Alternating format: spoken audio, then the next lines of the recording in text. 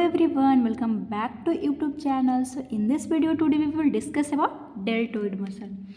Deltoid muscle का हम लोग क्या क्या डिस्कस करेंगे और ये बहुत ही इंपॉर्टेंट यूनिवर्सिटी का बोल सकते हैं फेवरेट क्वेश्चन है। आप जिस भी यूनिवर्सिटी से आप देख सकते हैं ये 5 मार्क्स है, समटाइम 10 मार्क्स में भी ये क्वेश्चन पूछा जाता है। तो क्या कंटेंट आप लिखने वाले हैं अगर आपकी यूनिवर्सिटी भी एग्जाम में आए, या फिर हम लोग इस वीडियो में क्या डिस्कस करेंगे, जो डिस्कस करेंगे आपको वही कंटेंट के रूप में अपने यूनिवर्सिटी एग्जाम में लिखना है। सो फर्स्ट हम लोग डिस्कस करेंगे इसका इंट्रोडक्शन, इसके बाद हम लोग ऑरिजिन देखेंगे, इंसर्शन देखेंगे, इसके अंदर क्योंकि ये बहुत बड़ी मसल होती है इसके अंदर बहुत सारे स्ट्रक्चर आ जाते हैं तो वो स्ट्रक्चर्स देखेंगे, नर्व सप्लाई, ब्लड सप्लाई, और इसके बाद हम लोग इसका एक्शन और क्लिनिकल एनाटॉमी देखेंगे। तो यही सारा पॉइंट हम लोग डिस्कस करने वाले हैं और इसका नोट्स आपको टेलीग्राम चैनल पे मिल जाएगा जिसका लिंक मैं डिस्क्रिप्शन बॉक्स में डाल दूँगी।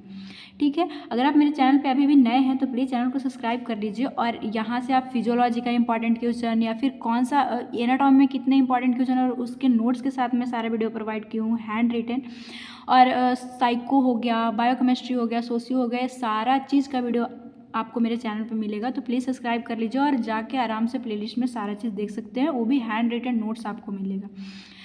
तो सबसे पहले इसका इंट्रोडक्शन हम लोग स्टार्ट करते हैं। यह क्या है? It is a powerful multi पैनेट muscle. इससे पहले मैं बता देती हूँ कि यह जो है ये कहाँ सिचुएटेड होता है। तो ऐसे एक इंसान है मान के चलिए और ये उसका हैंड है, तो ये जो ऊपर वाली पार्ट है इस तरह से डेल्टोइड मसल हमारा सिचुएटेड होता है। तो ये बोल रहा है कि यह पावरफुल मल्टी पैनेट मसल है, मतलब कि मल्टी पैनेट का मतलब ये होता है कि इसमें बहुत सारे फाइबर्स होते हैं और इसमें सेप्टा का कॉन्सेप्ट आएगा और इससे उससे ये पॉइंट और भी क्लियर हो जाएगा कि उस सेप्टा में बहुत सारे फाइबर होते हैं जिसके कारण ये बहुत मतलब पावरफुल बन जाता है, कॉन्ट्रैक्शन बहुत अच्छे से कर पाता है। नेक्स्ट क्या बोलता है, ये पॉइंट और भी आपको नीचे क्लियर होगा कि मल्टी पैनेट इसको क्यों बोल रहे हैं। यह इसको क्या बोल रहा है कि shaped like an inverted delta. इसका जो शेप होता है, जैसे कि ये मैं इंसान जो बनाई थी ये इसके ऊपर इस तरह से ये इन्वर्टेड डेल्टा के लाइक सिचुएटेड होता है हमारा डेल्टोइड मसल, इसीलिए ये इन्वर्टेड डेल्टा है, इसीलिए इसका डेल्टोइड मसल नाम भी पड़ा है। ठीक है, it form rounded counter of the shoulder because overlap the upper end of humerus. यहाँ पे हमारा कौन सा बोन है, इस तरह से जो मैं बताई, यहाँ अपर लिम्ब में जो ह्यूमरस बोन है उसके ऊपर राउंडेड काउंटर बनाता है। काउंटर मतलब क्या कि एक तरह से उसको शेप प्रोवाइड करता है। इस तरह से जो उठा हुआ पार्ट हमारा आर्म में दिखता है, ये जो शेप प्रोवाइड करता है हमारे आर्म का, वो डेल्टोइड मसल के कारण ही होता है। ह्यूमरस के ऊपर ओवरलैपिंग रूप में ये दिखता है। ठीक है, ये इसका ऑरिजिन इंट्रोडक्शन हो गया। नेक्स्ट हम लोग डिस्कस कर लेते हैं ये ऑरिजिन कहाँ से हुआ है। तो ऑरिजिन इसका बहुत इंपॉर्टेंट है और इस डायग्राम के थ्रू हम लोग ऑरिजिन और इंसर्शन देखेंगे। तो जो एंटेरियर इसके 3 हेड होते हैं, हेड या फिर फाइबर्स भी बोल सकते हैं कि फाइबर्स मिलके जो जहाँ पे कुछ फाइबर जो है वो क्लाविकल से निकला, मतलब अलग अलग रीजन से निकलते हैं, इसीलिए इसका इस तरह से नाम भी पड़ा है। एक इंटीरियर हेड होता है, एक लेटरल हेड होता है, पोस्टीरियर हेड होता है। जहाँ से ऑरिजिन होता है उसी के बेसिस पे इसका नाम भी पड़ा है कि आगे की ओर से होगा तो आगे इंटीरियर बोला जाएगा। तो इंटीरियर हेड जो है वो क्लाविकल से ऑरिजिन होता है। क्यों इसका इंटीरियर नाम पड़ा? क्योंकि इस तरह से अगर मसल है तो यहाँ पे हमारा अगर क्लैविकल है तो ये कुछ फाइबर जो है यहाँ से निकले जिसका नाम पड़ेगा इंटीरियर हेड। तो ये वाला पार्ट हम लोग अगर क्लैविकल समझे तो ये क्लैविकल है और यहाँ से ये इतना दूर का पार्ट इंटीरियर हेड या फिर फाइबर है जो कि ऑरिजिन होता है। ठीक है, एक लेटरल हेड। लेटरल हेड कहाँ से होता है? एक्रोमियन ऑफ स्कैपुला, और ये बहुत इंपॉर्टेंट है। इसके ऑरिजिन से 4 सेप्टा देखने को हमें मिलते हैं जो कि अटैच होते हैं एक्रोमियम प्रोसेस से।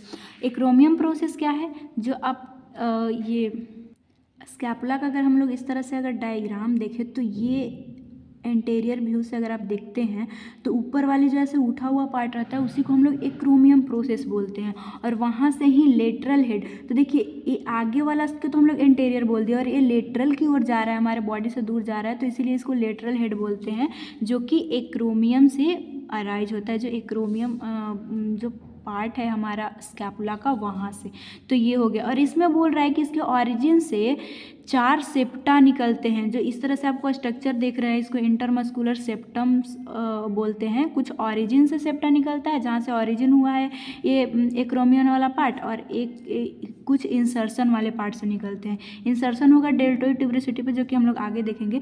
तो इस सेप्टा क्या काम करते हैं, और यहाँ पे ही मल्टी पैनेट का जो है वो कॉन्सेप्ट छुपा हुआ है।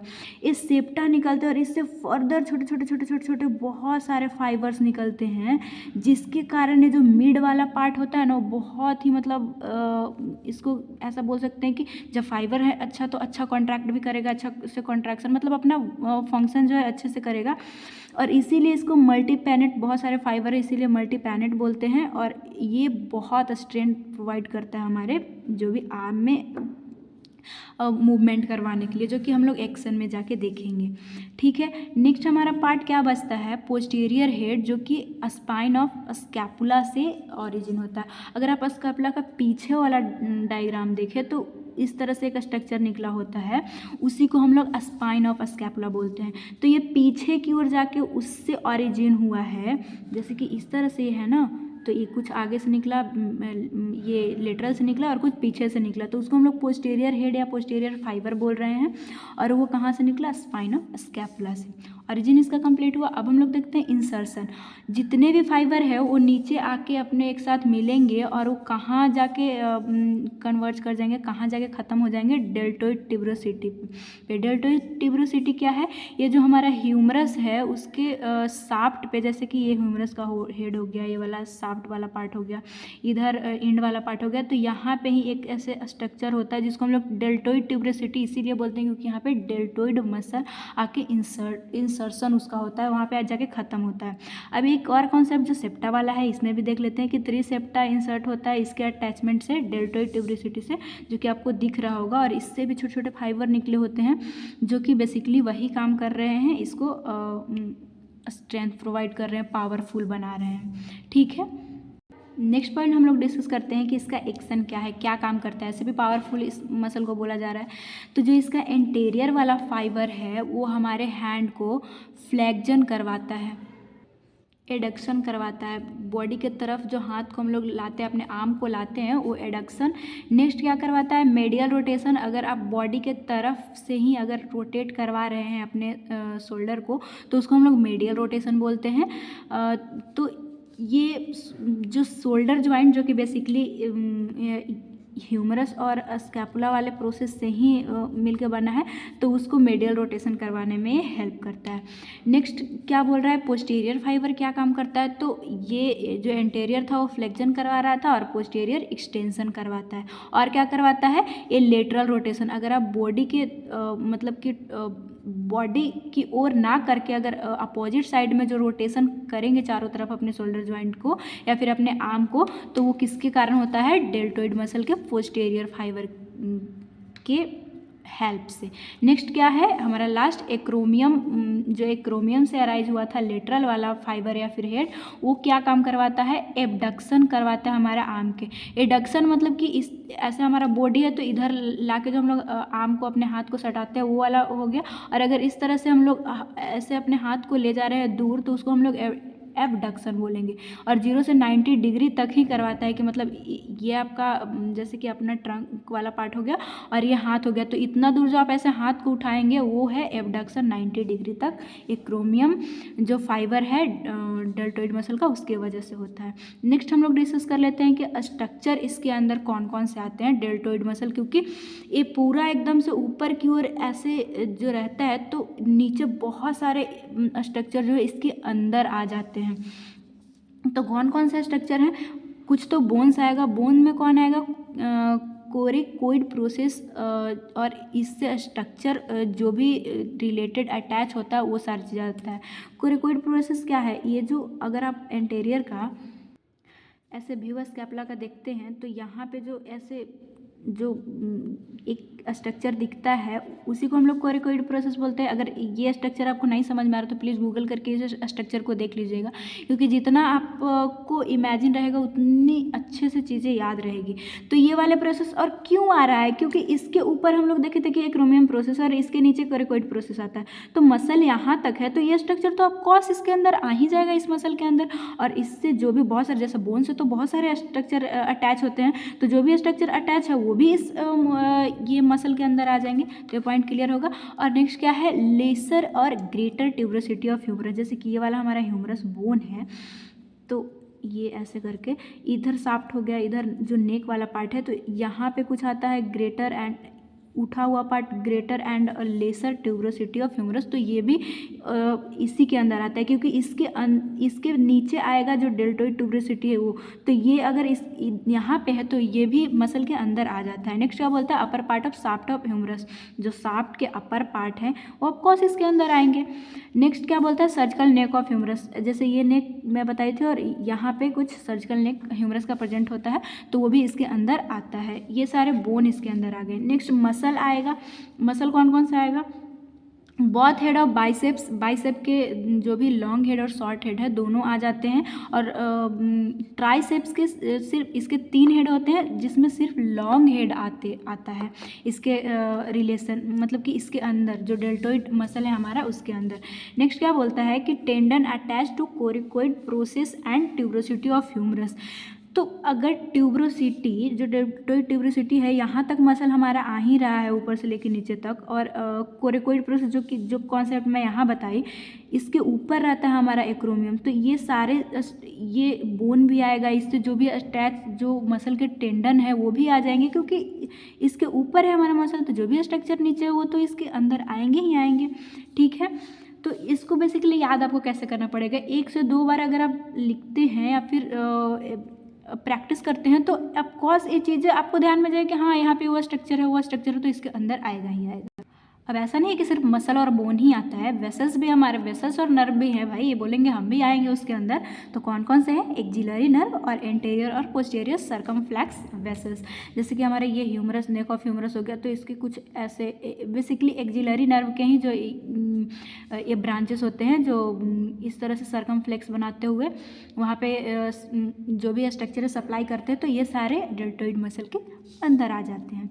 नेक्स्ट क्या बोलता है, ज्वाइंट। ज्वाइंट कौन कौन से आएंगे, अब ज्वाइंट भी कोई पूछने वाली बात है, शोल्डर ज्वाइंट के हैं तो ये अराउंड में है और उसी को मूवमेंट भी प्रोवाइड करवा रहा था, एडक्शन एबडक्शन जो भी मेडियल रोटेशन जो चीज़ें देखे थे।